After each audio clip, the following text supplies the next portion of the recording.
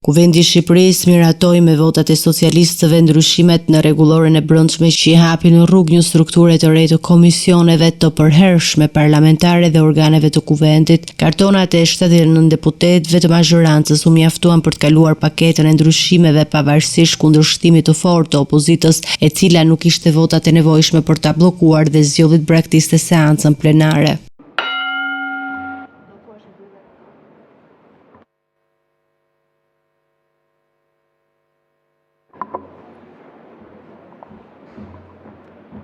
Mbyllet votimi 76 pro,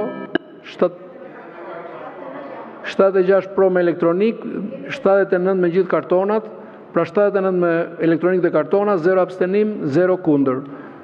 Përpara bojkotit, deputetët opozitar akuzuan mazhorancën për shkelje të kushtetutës dhe reduktimin e hapësirës parlamentare, pasi u mor drejtimi i Komisionit të Integrimit, një nga organet kyçe të procesit të anëtarësimit të vendit në Bashkimin Evropian. Debati u shoqërua me tone të ashpra dhe akuza politike mes palëve. Është shkelbim i vullnetit qytetarëve shqiptar të gjithë spektrit. Shkelbimi i kushtetutës është një puç që i bëhet librit të shtetit, vetëm e vetëm se ju doni me shpejtësi të lani duar si Pons Pilati pas krimit që kryeni. Si ka mundësi? A keni ju çfarë të thuash njerëz që lexojnë kushtetutën?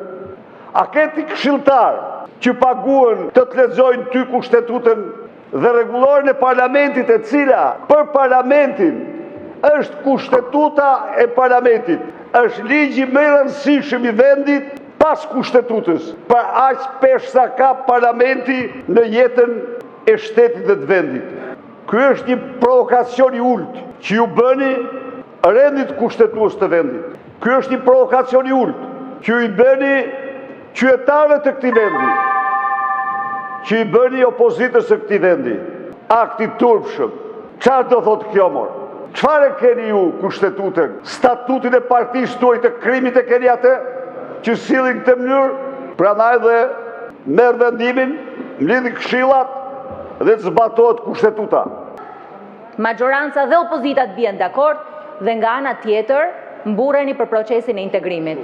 Procesi i integrimit radh parë është gjithë përfshirja. Procesi i integrimit është dakordsi. Procesi i integrimit është njëkohësisht dhe zbatimi i rregullave. Çfarë vlerë ka sa kapitu i hapën e mbyllën kur ti shkel kushtetutën pa nis parlamentin? Çfarë vlerë ka se sa ligje përafrohen kur procedura e përshpejtuar nga përjashtim nga rregulli është kthyer në një rregull për këtë parlament? Ndërkohë, kryetari i grupit parlamentar socialist Auland Balla në prezantimin e raportit të Këshillit të Rregullores, Mandatit dhe Imunitetit argumentoi se kuvendi ka nevojë për një strukturë më funksionale dhe të përshtatur me sfida të reja. Keni shkrirë Komisionin e Integrimit. Nuk e kemi shkrirë Komisionin. Përkundrazi, po e ngrem në nivelin më të lartë që ky komision ka që nga 2005 kur ngrit për herë të parë. Janari 2005 ka qenë propozimi i deputetit Ilir Zela, aso kohë. Dhe me qenë se e thoni dorës dytë, jam edhe deputeti më i gjatë i këtij komisioni në të këto 20 vite. Me ndërprerje të shkurtër 2 vite, 2023, 2024, 2025. Dhe këtij komisioni tani duhet t'i japim peshën që takon. Me kërkesë të socialistëve, procedura e ndryshimit të rregulloris u zhvillua me procedurë të përshpejtuar, fillimisht u ngritur në organet e kuvendit nga sekretariati i brendshëm te byroja, se 2 këshilla të reja, ai i legjislacionit dhe ai i mandateve dhe imunitetit, ku opozita refuzoi të lërë vende bosh. Kuvendi pritet të rikthehet në orën 17 për të miratuar dhe emrat konkret të 11 komisioneve të përhershme parlamentare, ku sipas mazhorancës do të reflektohet ekuilibri i ri institucional.